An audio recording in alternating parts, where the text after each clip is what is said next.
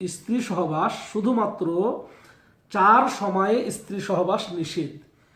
একটি সময় হলো স্ত্রীদের যখন পিরিয়ড চলে তখন, এবং সন্তান প্রসবের পরে যখন প্রসূতি মেয়ে সন্তান প্রসবের পরে যে রক্ত প্রবাহিত হয় রেহেম থেকে সর্বোচ্চ 40 দিন পর্যন্ত, এই সময়ে এই পিরিয়ড অর্থাৎ মাসিক চক্র আরম্ভ হওয়া থেকে নিয়ে শেষ হওয়া পর্যন্ত, এবং এই সন্তান প্রসব হওয়ার পর থেকে নিয়ে যতদিন পর্যন্ত রক্ত প্রবাহিত হবে, একজন মেয়ে প্রসূতি থাকবে, তখন তাদের সাথে সহবাস নিষেধ।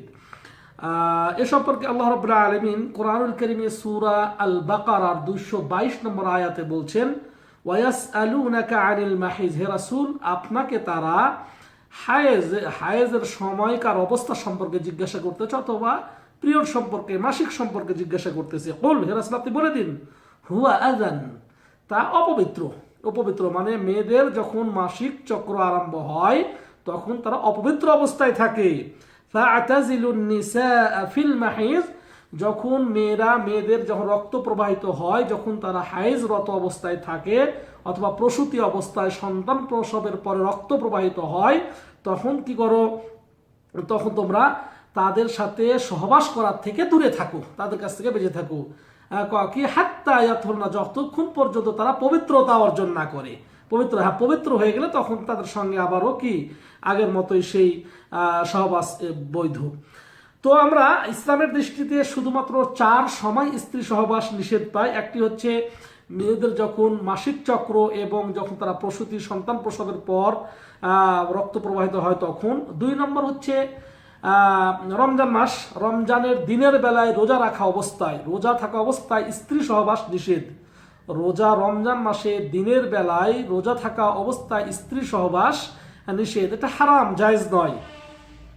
আর একটা হচ্ছে রমজান মাসে ইতিকাফ, রমজান মাসেও হতে পারে ইতিকাফ, যদি কেউ নফল ইতিকাফ অন্য কোনো সময় রাখে, তো এই ইতিকাফ অবস্থায় এ সম্পর্কেও আল্লাহ রাব্বুল আলামিন ওয়ালা তুবাশিরুহুন্না ওয়া আনতুম আকিফুনা ফিল মাসাজিদ, যে তোমরা তোমাদের স্ত্রীর সঙ্গে তোমরা সহবাসে লিপ্ত হও না যখন তোমরা মসজিদে ইতিকাফ অবস্থায় থাকো। তাহলে স্ত্রী সহবাসের 2টি নিষিদ্ধ পেলাম। একটা হচ্ছে তারা যখন মাসিক চক্রের সময় এবং প্রসূতির সময়।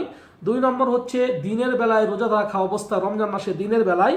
3 নম্বর হচ্ছে ইতিকাফ যখন করবে ইতিকাফ অবস্থায়। 4 নম্বর হচ্ছে যখন হজ এবং ওমরার জন্য কি করবে, এহরাম বাঁধবে।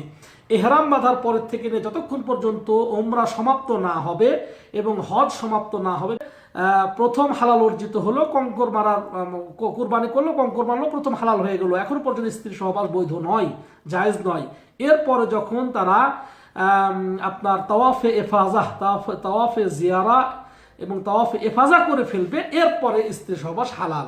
তাহলে এই শুধুমাত্র স্ত্রী সহবাসের 4 সময় নিষিদ্ধ। 4 সময় স্বামী স্ত্রী সহবাস নিষিদ্ধ। মেয়েদের মাসিক চক্র এবং যখন তারা সন্তান প্রসবের পরে রক্ত যতদিন প্রবাহিত হয় তখন। 2 নম্বর হচ্ছে রমজান মাসে রোজা থাকা অবস্থায় দিনের বেলায়। 3 নম্বর হচ্ছে ইতিকাফ অবস্থায়। আর 4 নম্বর হচ্ছে হজ এবং ওমরার জন্য যখন ইহরাম বাঁধবে তখন। এই 4 ছাড়া আর অন্য কোনো সময় স্ত্রী সহবাস নিষেধ নাই।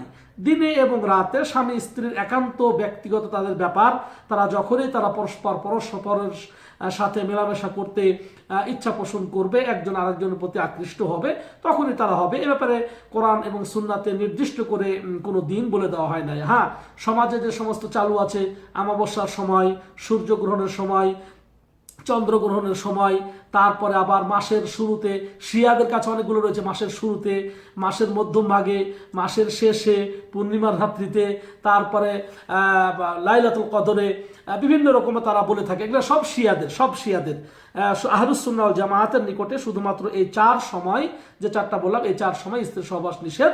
আর যে কোনো সময় তারা পরস্পর একজন আরেকজনের প্রতি আকৃষ্ট হবে, স্ত্রী সহবাস করা বৈধ, দিনে এবং রাতে। শিয়ারা আরও বলে থাকে সূর্য ওঠার সময়, সূর্য ডুবার সময়, বিভিন্ন রকমের তাদের কথা প্রচলিত রয়েছে। এগুলো শরীয়ত সিদ্ধ নয়।